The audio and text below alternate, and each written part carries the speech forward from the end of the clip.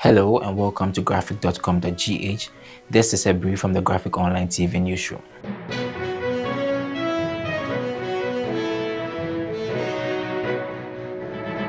Despite the myriad of challenges faced by Ghana, the economy has recorded a trade surplus in the second quarter of 2024. This development is the third consecutive quarter that Ghana has recorded a trade surplus, marking a turnaround from the deficit experienced in the same period last year. The total trade value in the second quarter of 2024 reached 123 billion Ghana cedis. This comprised of 64.2 billion Ghana cedis in exports and 58.8 billion Ghana cedis in imports, with exports surpassing imports by 5.4 billion Ghana cedis. The government statistician, Professor Samuel Enim, presenting a report on the Ghana Statistical Service quarterly newsletter on trade statistics, who made this known today, further indicated that the figure represents an increase from the 3.1 billion Ghana cedis trade deficit recorded in the second quarter of 2023, but then it shows a slowdown on the 11.5 billion Ghana cedis recorded in the first quarter of 2024.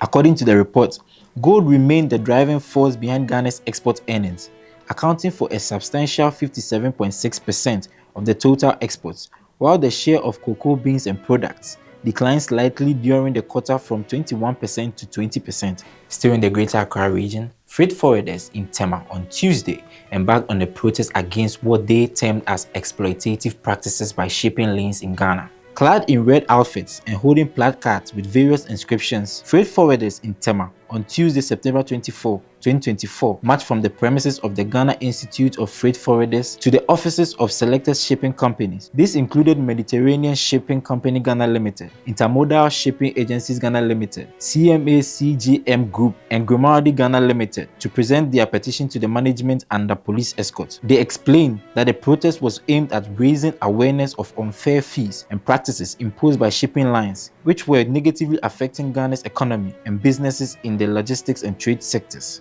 Your gadgets, if you import into Ghana and it's in the container, where will somebody charge you? Why will somebody charge you after the boxes are taken? They charge it across.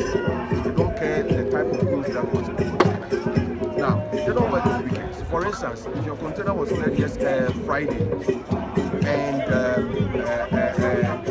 you have discharged the cargo and then you are bringing the container back, you are not working on Saturday. So the container will be on your track from Saturday, Sunday, and yesterday was a holiday. They don't work. So today, when you go back to the terminal to release it, in fact, to get a container off your track, they will charge you the number of days that they didn't come to work. And in fact, throughout the year, they don't work on weekends, they don't work on holidays. So all these charges are very unfair. And before we go, Africa's richest man, Aliko Dangote, has publicly admitted that he has regretted not acquiring Premier League club Arsenal FC when he had a chance. It can be recalled that Dangote had previously expressed his intentions to pursue the North London-based club after completing his oil refinery project in Nigeria. He was speaking in an interview with Bloomberg in New York. This is what he said. It's more by putting up another plant to double our fertilizer plant from 3 million to 6 million tons. So the refinery's built. I know you're the biggest Arsenal, one of the biggest Arsenal fans I know. And do you still want to buy the club? Francine, I think that time has passed. And the last time when we had this interview, I told you that yes, as soon as I finish with the refinery, I'm going to try and buy Arsenal. But the issue is that, everything has gone up. And the clubs too, they're all doing very well. Arsenal is doing extremely very well. That time, Arsenal wasn't doing well.